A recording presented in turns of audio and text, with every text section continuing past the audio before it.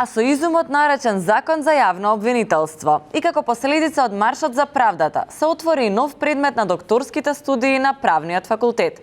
По римското право, германското право, кинеското и скандинавското право, докторантите ќе го изучуваат и македонското право, кое веќе има свои посебни карактеристики. За новиот предмет со авторот на книгата по македонско право зборува нашиот колега. Оди камерата. Македонија си доби уште еден автохтон и ендемски општествен патент. Кои се главните карактеристики на македонското право, ќе ни одговори професор доктор Нешо Радишански.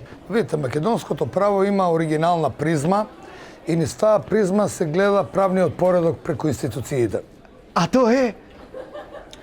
Па се има во книгата. Еве. 545 денара е книгата. Сега, оти ма неквеже човек.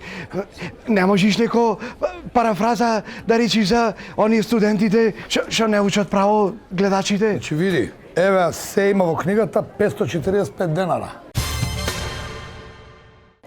Може? Чекај, мислам отивам. Баба ми што ми имаше даено. Али бе да земам да ти нацртам, ама дај. Да дојдам со резо. Ево ги. Точно ли е? Чекај уште 5 денари. 5 денари. Фала ти. Ето 545 денари. Дали ќе може сега да ни образложите? Видите, мојата теза е дека Македонија е релјефна држава.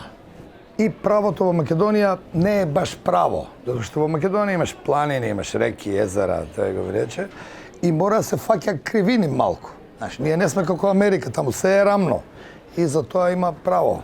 Така е. А добро, како да исправиме тие кривини? Дали го има то во книгата? Еве, книгата е 545 денари. Се има во книгата.